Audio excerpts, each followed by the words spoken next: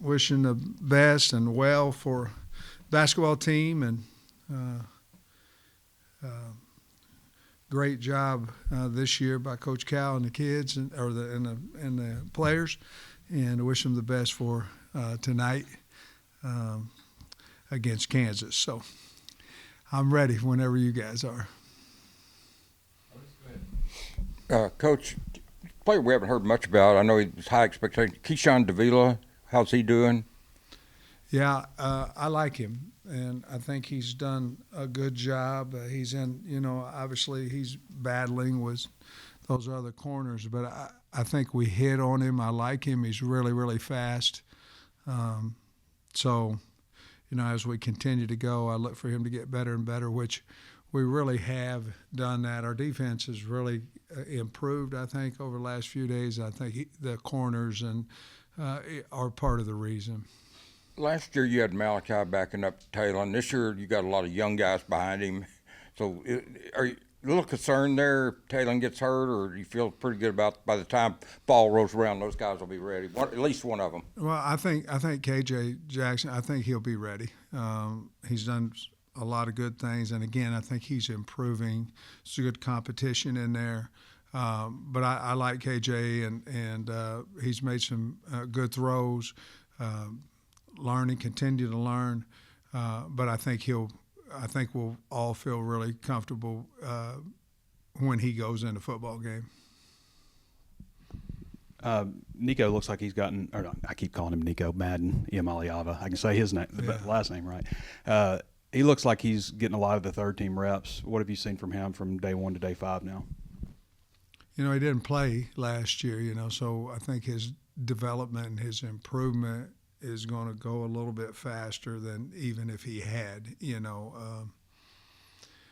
We really like him a lot. He's got a strong arm, works extremely hard at the craft, big-time technician, spends extra time learning his responsibilities.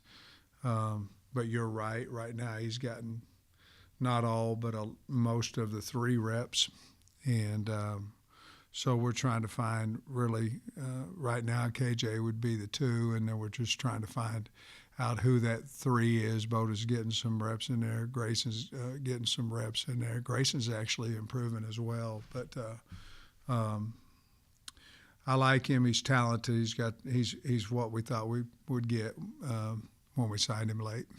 We touched on this a little bit the other day, but a lot different looking receiver room. You go from 6'4", 6'4", 6'7" guys to a lot shorter, 5'9", 5'8", 6'1". So do you feel like you're going to be better, worse, or just different at wide receiver? I think we're going to be pretty special in the slot. That's not what your question was, but I think we'll be pretty special with Sharp, Shanks, and Cross Johnson. I think we'll be pretty special in there. On the edge, I would say C.J. Brown, CeCe would be the 2 guys that's probably stood out the most right now. We need Omega Blake to keep coming on. Which I believe that he will. Monte Harrison made a couple of really nice one-handed grabs the other day, but I think probably to answer your question, we're probably 7 or so deep right now. We need that elite big man, whether that be Blake takes that, Harrison takes that, but we need that elite physical one-on-one presence guy, and I believe they're on the team. They just got to show up for us. I think they will, but I think we're going. I think we can throw and catch the football. I think probably you said it the best. We're just going to be a little bit different, and we'll even have, and we have had opportunities to have Sharp and Shanks on the field at the same time. Now, you're not going to be big when that happens, so we've got to find that one dominant. Andrew Armstrong, obviously Traylon Burks was that way, and I believe we have them on the team. They've got another 10 practices to get that done. Last time we talked, you said you feel like you know what you have a little bit more offensively than maybe on the defensive side of the ball with the new faces. Now that it's only been a week or so, but now that you've seen them a little bit more, who has stood out to you on that defensive side?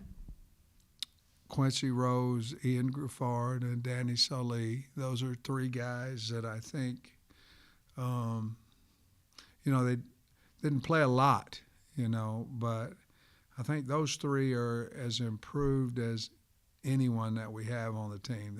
They've done a really good job in there. Obviously, we're without Cam and Oki inside.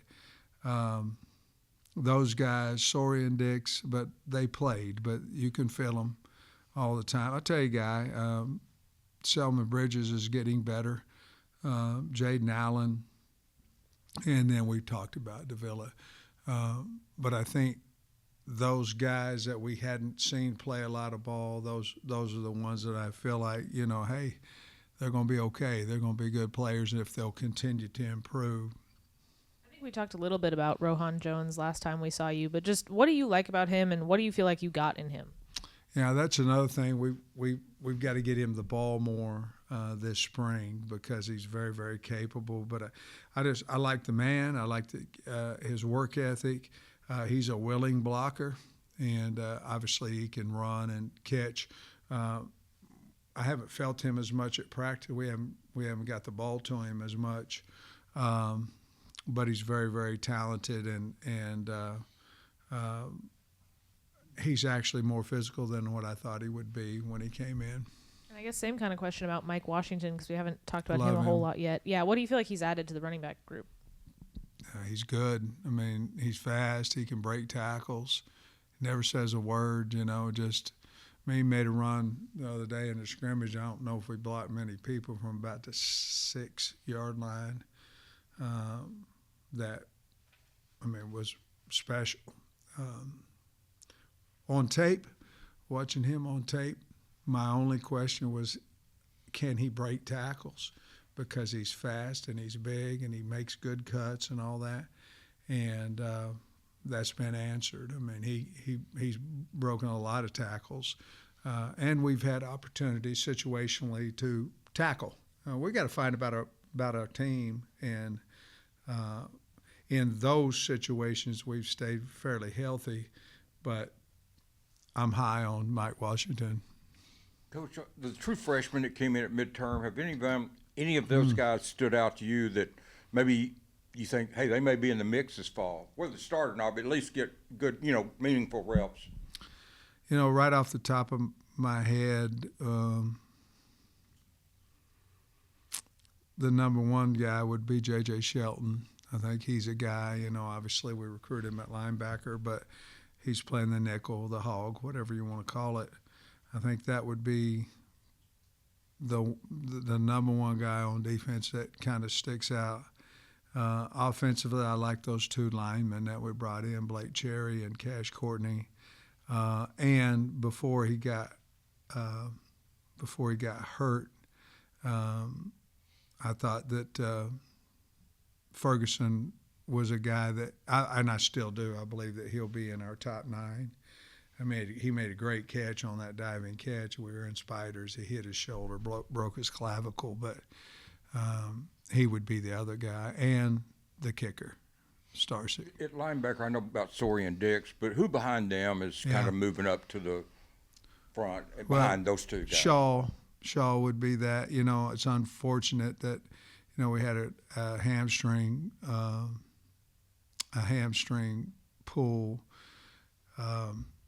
with Wyatt Simmons, but J.J. Shelton's kind of there. But the top 3 would be those two, as you said, and then Shaw, and then we're certainly counting on Wyatt Simmons to be probably the next guy. I don't know if I'm supposed to, but David Oki, you had said he might be out in a week or so. Are we allowed to talk about, is he going to be back this spring is my question. If you can't answer it, I understand. No, I can answer it. Okay. We probably could have brought him back today, probably. We thought we had went this far, another 10 days, but he will be back on Tuesday. So he'll get 9 of them. And that's kind of most of these guys will be, without the, Jordan Young had the surgery, so we know that he can't come back. But most of the guys Kenai Walker is a guy that we need to see, that will be back on Tuesday as well. How you feeling about the offensive line after 5 days? I saw maybe just for a little bit, it looked like Marion was working at Summit right guard. Yeah. Not a whole lot, but just your thoughts on where things stand right now. Well, it gave us with Kobe Branham having surgery on his pec, that gave us opportunity to move. And Marion's so valuable because he can play so many positions for us. Obviously, he wants to start at wherever. Right now, it's right tackle. But when Kobe had his surgery, which is unfortunate because he's one of the best offensive linemen we have. I mean, he's a good player. But we can develop somebody else, and he'll be back for fall and all those things. But it allowed us to move Harris inside a little bit, and it allowed us to have Shaq be a 1, because certainly he has the talent to start for us. So, but to answer your question, that's why we did it. And we'll probably move him a little bit to left guard as well, at some point. Shaq is listed at 6'8", 362. Is he taller than that? I mean, you got other guys that are listed at 6'8", and he's taller than them. He's not Dan Skipper height, but he's close.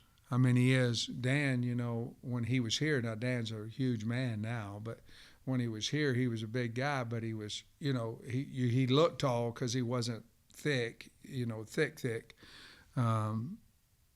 That's where Shaq doesn't look so tall because he's so big as well, but yeah, I think he's every bit of that 6'8" or more, and he could move. I mean, he's not a freshman, which was your question, but he's as impressive as a newcomer.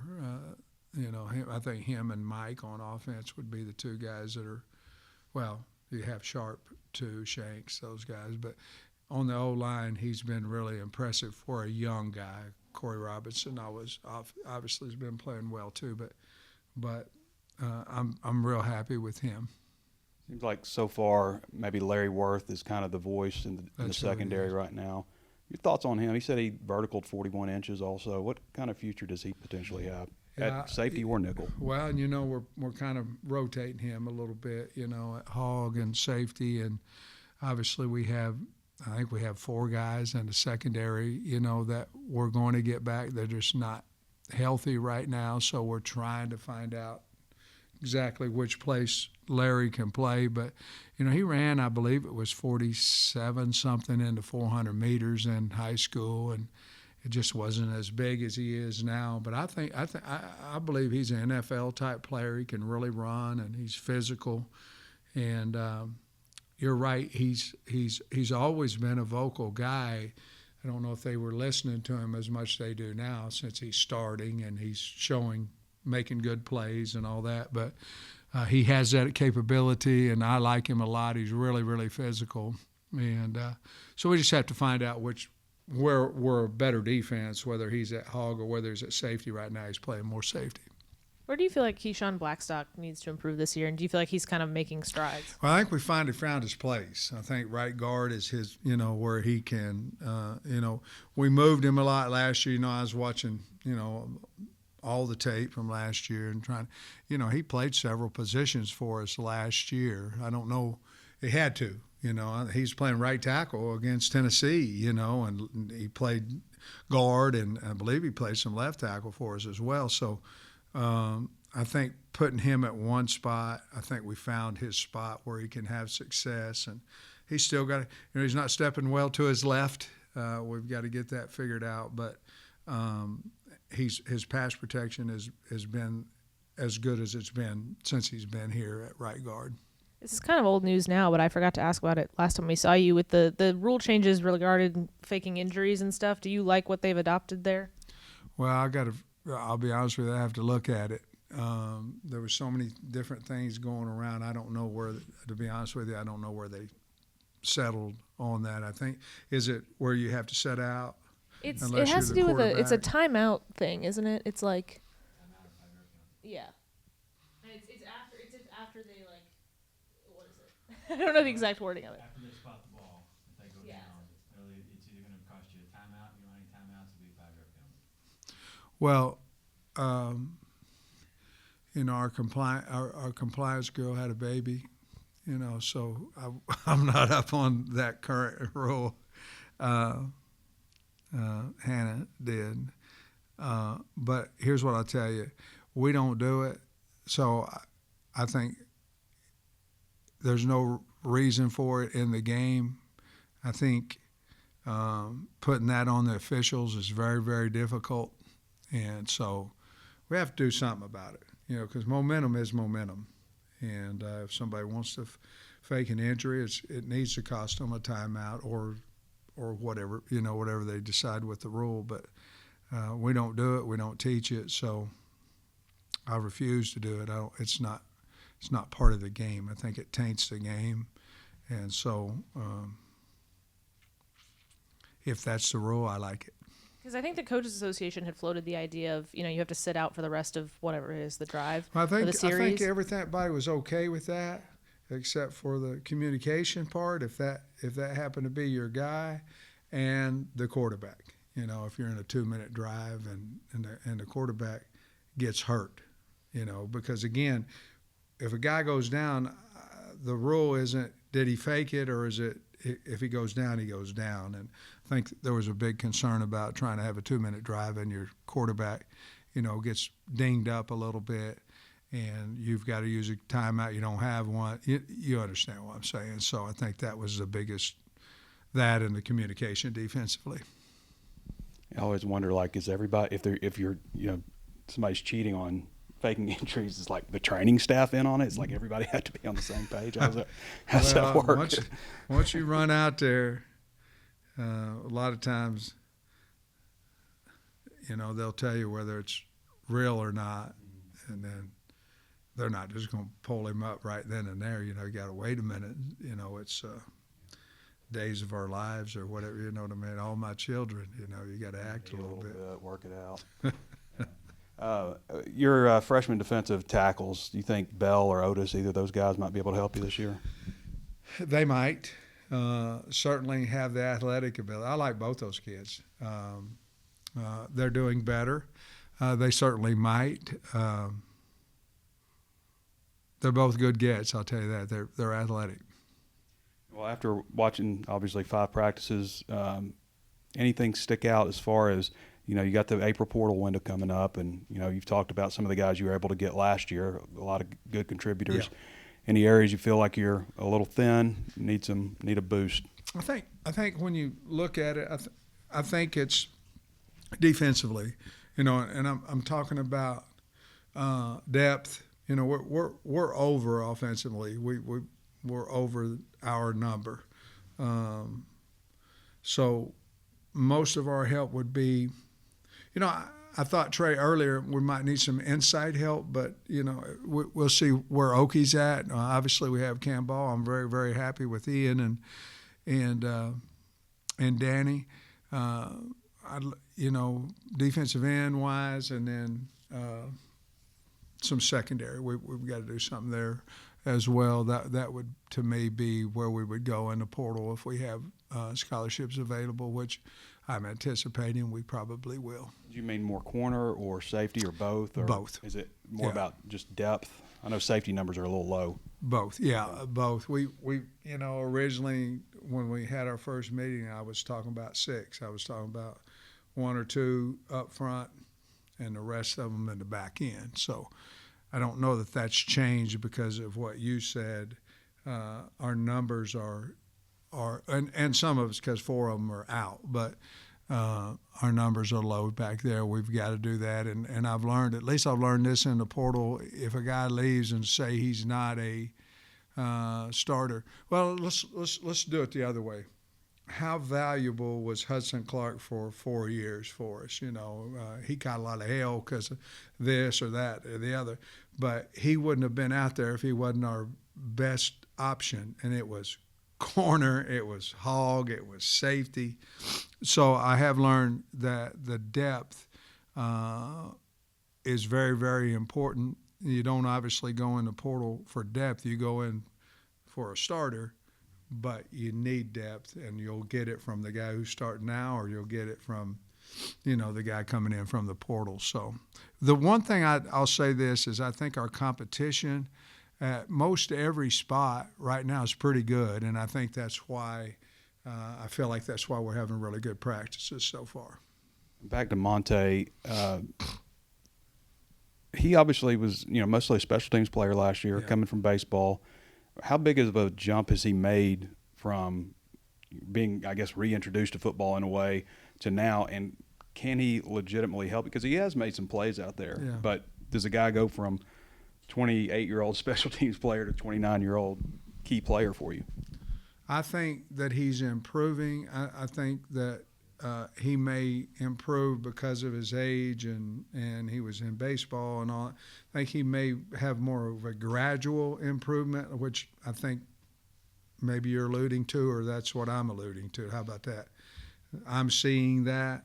The younger they are, it seems to me like they jump faster, So I think the more he practices, the more he gets used to playing football. Again, it's not only that he never played football for that many years, but he was playing sports, but it was another sport, and age. But he had two really nice catches on what's today? Tuesday, and I think the competition that he's in right now with these other guys, I think that will help him continue to strain and get better. Coach, I've got one last question. On Courtney Crutchfield, how's he coming along and improving and getting better as spring moves along? He's getting better. He's pushing himself better than what he did early. A lot of that has to do with understanding the system, understanding the route tree, all those things, how they group together. He's doing a better job. I'll say that. He's doing a better job. He's coming on each day. And as long as he continues to work, I think he'll be a fine player for us. Thanks, Coach. All right.